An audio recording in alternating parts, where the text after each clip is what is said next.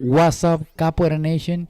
Today I'm going to make an special announcement because I'm doing a giveaway to celebrate my second anniversary of the Capoeira Experience podcast. I have partnered up with Tombo to give away a beanie. This is a beautiful beanie, blue unisex high quality beanie. It's going to keep you warm. To win this giveaway, make sure you follow on Instagram the Capoeira Experience podcast and Tombo Gear. The handles of the podcast and Tombo Gear are going to be on the description. Make sure you follow them, and also on this video please tag 2 friends for you to be chosen to win this beautiful beanie that I have right here with me. And the giveaway winner will be on the episode that will be up on January 15th. Make sure you stay tuned, make sure you follow, and tag 2 friends, okay? Thank you so much. Good luck. What's up, Capoeira Nation? Welcome back to the Capoeira Experience podcast. Happy New Year. This is a new episode for this.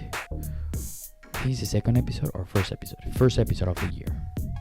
And very happy to be back. Very happy to be back every Friday, every week, for you to bring in some cool information and share our thoughts and our experience, Capoeira experience. You know what I mean?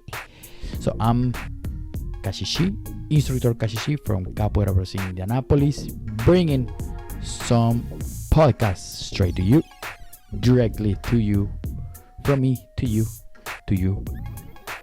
from me, or whatever. You know what I mean?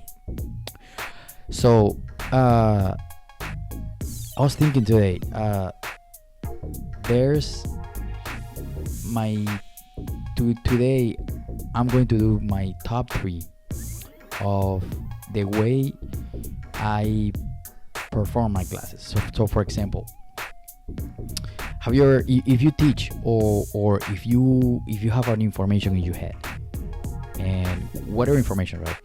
So if you have this information in your head, how do you translate into words what do you know, right? So part of the communication, how you communicate what is in your head to whoever is in front of you, or the new audience, or in this case students, or how you, for example, if you are capoeira teacher, how do you translate what you have in your head to that person to make you understand? Okay, so it's not just like you stand in front of the people and you are, capoeira is beautiful, capoeira is for everybody, let's go do some jingas, and you move like this and like this and like this, now you copy.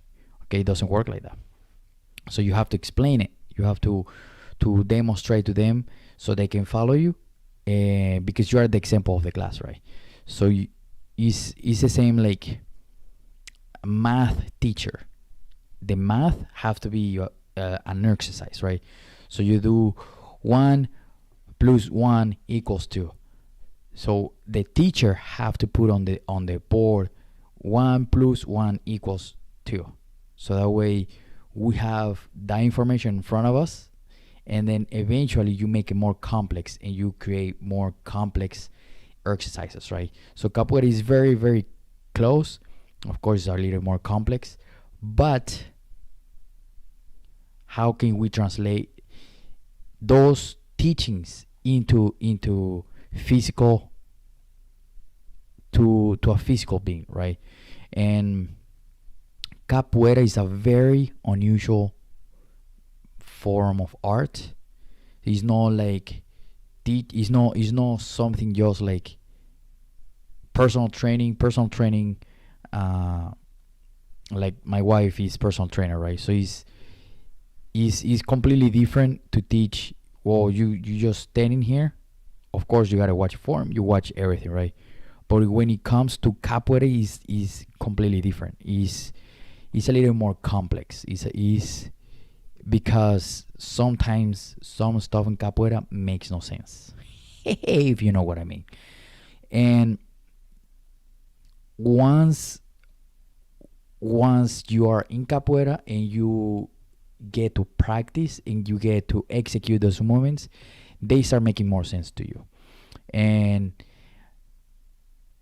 there's is a complexity behind capoeira, right? So these, for example, these are going to be my three ways how I see how I play that movie in my head. How do I teach Jinga, and how I have been teaching to my students throughout these years, me being here in the U.S. Because it's not my language, I come have to adapt myself to the person in front of me. So we make the common mistake that person in front of me is the one that have to adapt to my teaching, and that's a very wrong way to approach a teaching. And I learned that the hard way because I have many people coming to my class and they never stayed. So it's good for us to is good for us to adapt to that person in front of us. Not everybody learns the same way. I'm a slow learner, so for me, it's going to be completely different to learn on somebody else. And I like to break stuff down for people to learn it. For example, the way I teach handstand, I like to break it in between conditioning to handstand, because it's not just jumping into the handstand because a person do a wrong movement and it can that person can get hurt, right? So let me tell you, these are my three ways. Okay, so I'm gonna go from top three, from 3 to 1. Okay, I'm gonna break it down. So my number 3 is form.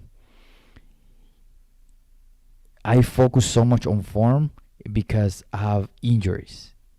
My injuries came from a very bad form, and I know I had very very bad forms either through pictures or through video.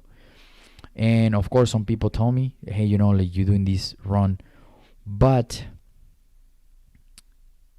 we have to be very very focused on form, because if you have the everything is connected in the human body, right? So if you have a very curved back in the Jinga, just with the Jinga, right? Just starting with the Jinga, that Jinga first is going to be unstable, and two, you are going to create tension in some muscles that shouldn't have that tension. For example, the lower back.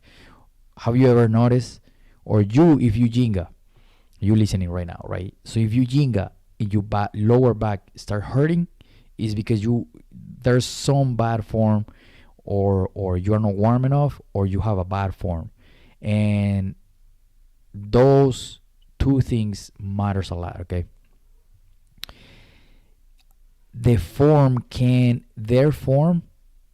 either create injuries, or a good form can prevent injuries.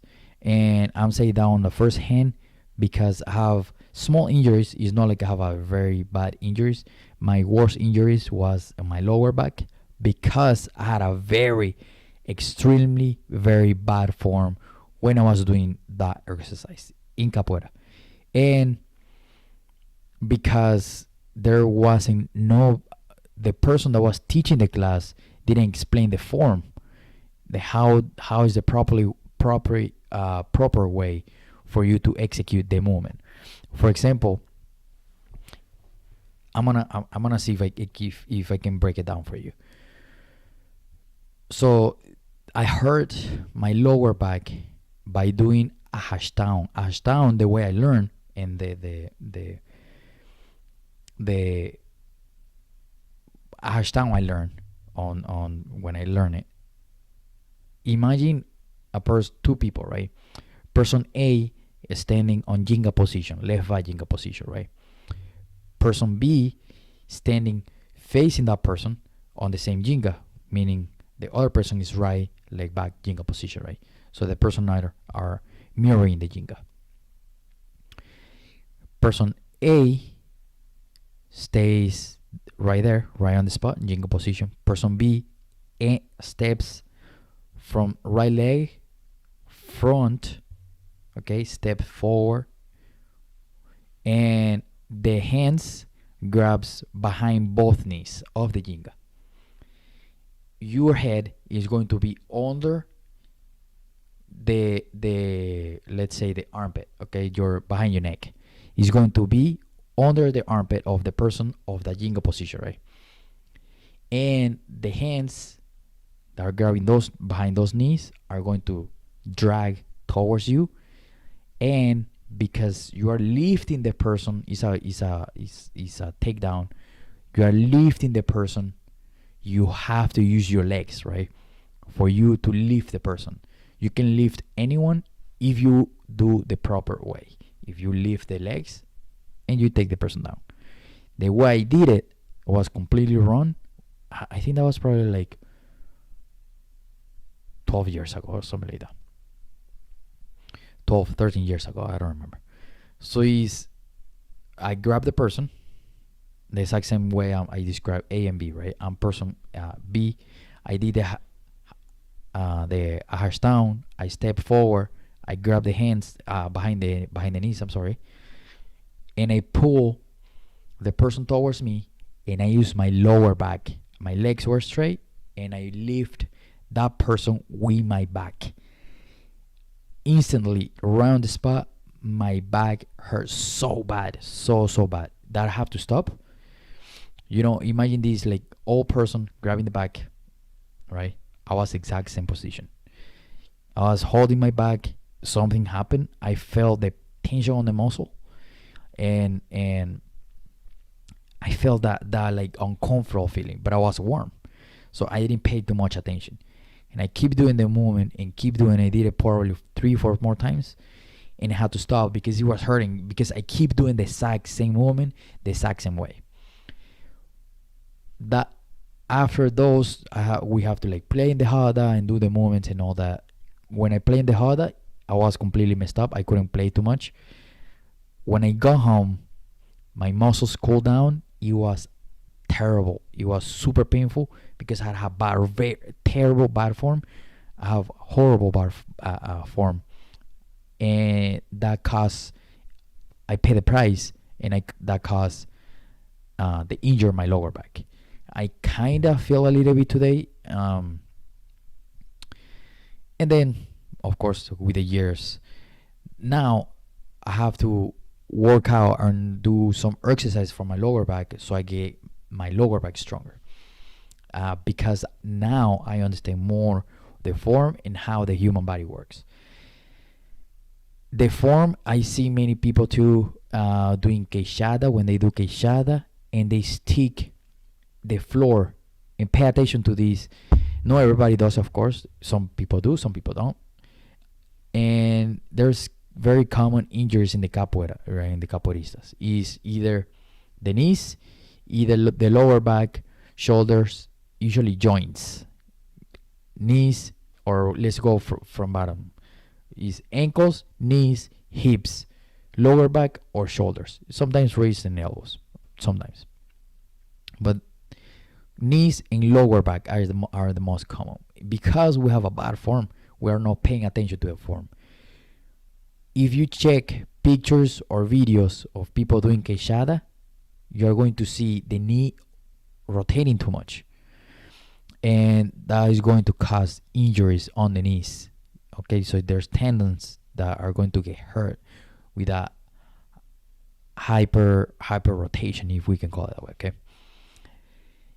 if you are more expert on this and you are listening to this, come to a podcast and let's talk about these injuries and how we can prevent this. Okay, so we can go now deep level on professional people, somebody that knows more specifically what they're talking about. Okay, I know this on my personal experience. Okay, this I learned this the hard way through injuries, because I have a bunch of all these injuries. Thank God I haven't get any injury on my knees. I feel a little pain sometimes, but it's because I'm doing something wrong. Okay, So form, I focus so much on my students to have form. This form, straight back, straight leg, and that also will prevent to hurt somebody else in front of you if you have bad form. We will get deeper on that later. So number 3, form. Number 2, organize the order what you are going to teach to people, right? So for example, I've seen on classes, of course this is my personal opinion, okay? Everybody can teach however they want, but this is the way I teach. I wouldn't teach somebody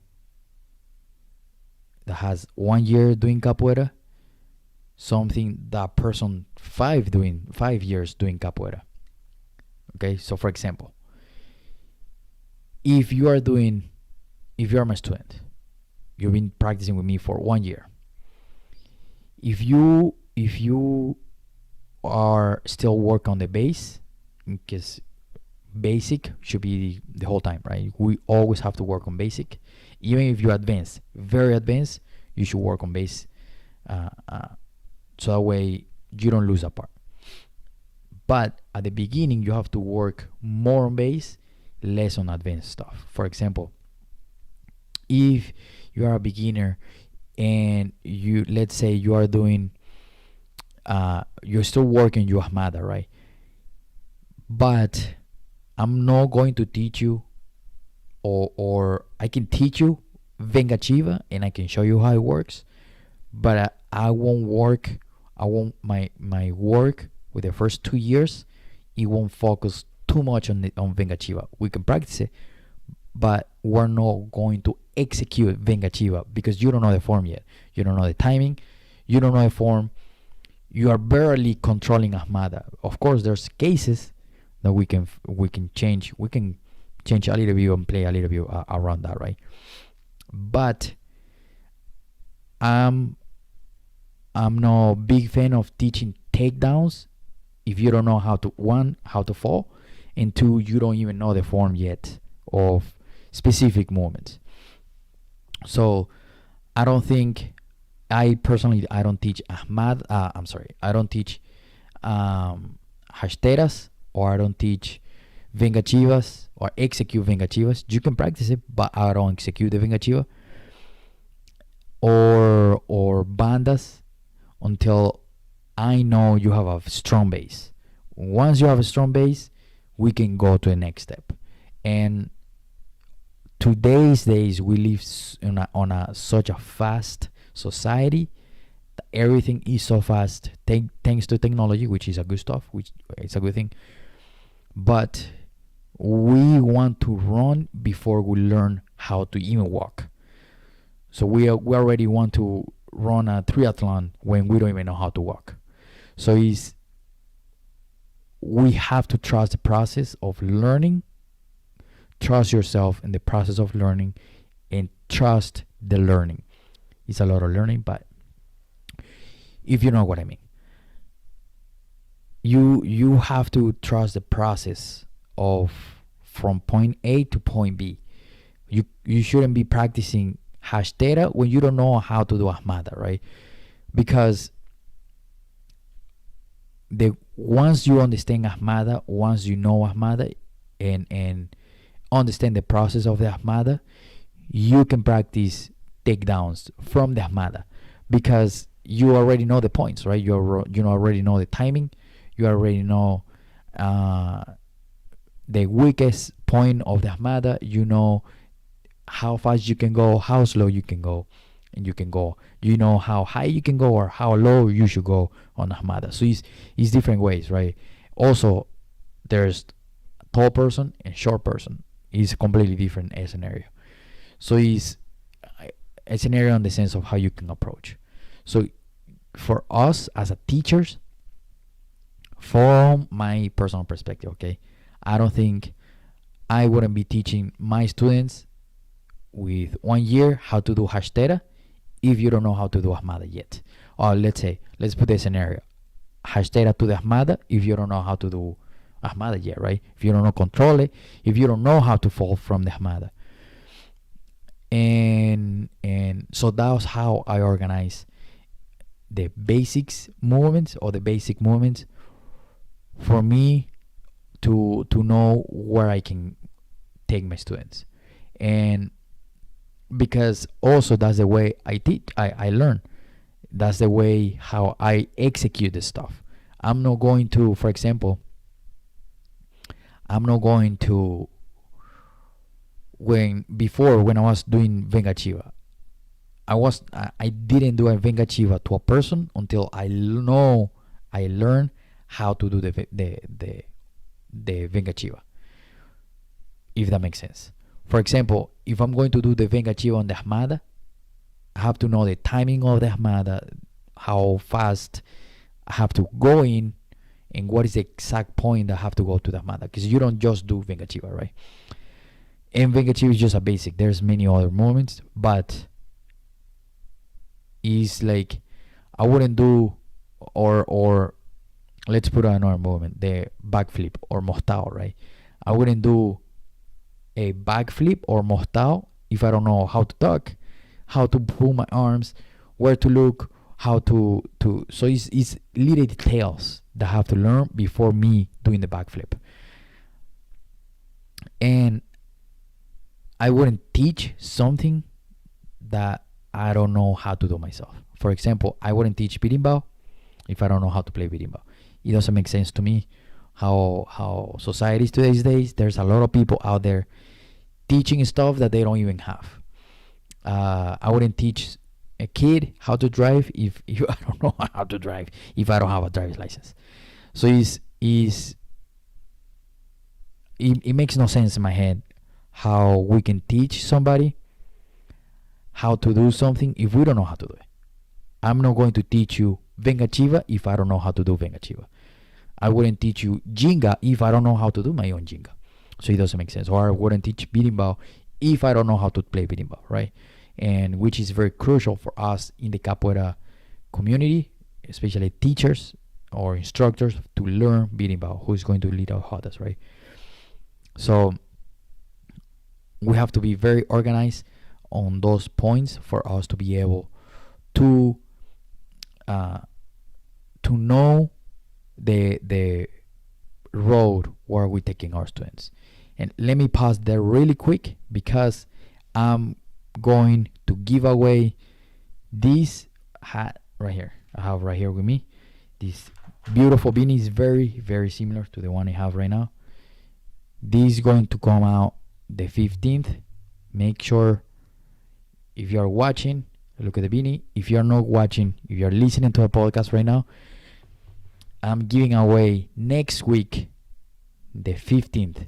I'm going to announce, I'm going to select the person on Thursday, and I'm going to post it on the episode of the 15th, which is next Friday. So make sure you go there, follow instructions on the video of the podcast, go to the Instagram or Facebook, and just follow instructions there, okay? And to finish here, the number one, and I think this is the most important for us of these points, at least the most important for me, is to stay informed with anything, okay? So for example, on the sense of, I'm going to be informed of especially human body, okay? Because we're dealing with human people, right? Human people. I'm pretty sure it's human people. So we're dealing with humans, right? So we have to understand how a body works for us to be able to teach something. We shouldn't be teaching something that is going against of where far you can go. For example, I'm not super bending on my back. I'm not really flexible on my back, because my lower back and my shoulders are very tight, and I know my limits, right? if I see somebody that is super tense, super uh, stiff on their body or shoulders, I'm not going to have them start doing a bunch of bridges, okay? Because that's not going to get them where I want to get them. From my perspective, I research how I can create conditioning for you to get to the bridge, and then eventually you are going to get to a bridge. But again, we have to trust the process, right? Or the person in front of you have to trust the process. And how you make that person trust your process? By staying informed and stay up to date with any conditioning, right? We have to create body conditioning. We have to make the body aware of the movements we are going to to create, although those body skills that we start adapting to that person. So if we stay informed, the instructor or the teacher stay informed, stay aware of how we can adapt our teachings to that person in front of us.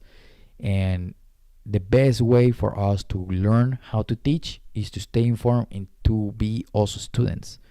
We cannot be teachers um, or instructors before be a student. We have to be a student, a practitioner, to be able to teach. Okay, so it's, again, it doesn't make sense to me somebody is going to teach me something if they don't know, if they don't have it, right? I can probably tell you where to go for you to be able to do backflips. Oh, I'm sorry, to do backflips. I think on the backflips, to do what you want to do. For example, backflips, right? I used to do backflips. I know the basic of backflips before I crashed, and I can get you there. But if a person knows how to do backflip and can do the backflip anytime, I will tell that person to teach you backflip. Okay. But I'm better at other stuff in capoeira. I will teach you what I know. I will teach you what I know how to do.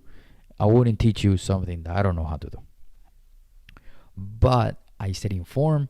I stayed up to date with any information out there about conditioning, about exercising, about workouts, about anything. And again, I'm not a personal trainer. I'm not a doctor. I'm not anything. This is by my personal experience. Okay, is pretty much I'm sharing here with you my personal experience, because this is the Capoeira Experience podcast. Okay, so is I've been looking into a bunch of stuff, how to create conditioning, how to especially coordination. Que capoeira requires a lot of coordination because it's a lot of steps at once. It's all over the place. Okay, and the best way for us to teach that is for us to practice it, for us to understand and study that.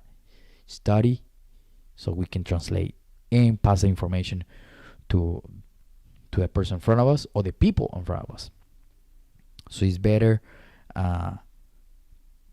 to stay informed. So these are going to be the 3 points, okay?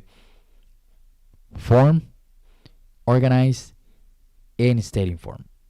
Those are the 3 points for me take care of my students. Form, organize, and stay informed. Okay, so let's study, stay informed. We shouldn't be passing information that we don't know. We shouldn't be passing information that we don't have. And most important, we shouldn't be passing any information that we don't practice ourselves. So for all my friends out there, thank you so much for listening. You guys rock every time. So follow. Remember, I'm giving away the beanie. Tombo. Okay. So this beanie is beautiful. is blue. I seems kind of dark. Here, my hoodie is black. So this hoodie is blue, very oh, it's a navy blue, but it's really really nice. I wanted to keep it myself. But this unisex, by the way, is beautiful, super soft, man. Keeps my head warm, especially right now, and is unisex. Anyone can wear. That's what unisex means. Okay. Make sure you go there to the Instagram, follow us, and follow me on the Instagram, the Capoeira Experience Podcast. YouTube, subscribe to the YouTube channel so we can exchange information there. Have some classes, have the interviews. Sometimes I've been posting the episodes, the audio there, so you can listening on YouTube. You can listen to the episode on YouTube, on your phone, on the radio, or anywhere you want.